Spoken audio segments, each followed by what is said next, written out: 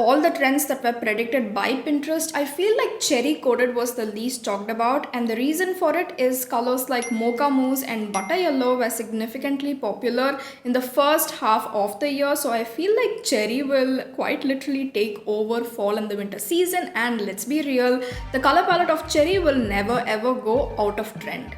Starting with a cushion foundation that has a demi-matte finish, I'm aiming for a flawless base with little to no dewy finish, lightly defining my features with a cool toned contour from Inside Contour and Highlight Duo Stick. I'm taking Spicy from Faye Lush Blush. It's a deep raspberry reddish pink or pinkish red shade, and I'm concentrating most of the pigment on the center part of the cheeks. The best eyeshadow palette for cherry inspired eye look is K-Beauty multi-textured eyeshadow palette in Twilight. Before adding any sort of saturated color on my eyelids, first I'm smudging this cool toned brown close to the lash line, and then I'm adding this deep smoky burgundy on top of the brown. While blending, I'm taking the burgundy shadow towards the crease area and softening the edges with a muted brown shadow. I am borderline addicted to highlighting my inner crease. As you can see, it elevates any basic and boring eye makeup with just a subtle hint of highlight. This is a metallic pink shade from the Swiss Beauty Ultimate Eyeshadow Palette. Lately I've been experimenting with the K-Beauty eyeshadow palette a lot, but a shade I'm struggling to pull off is this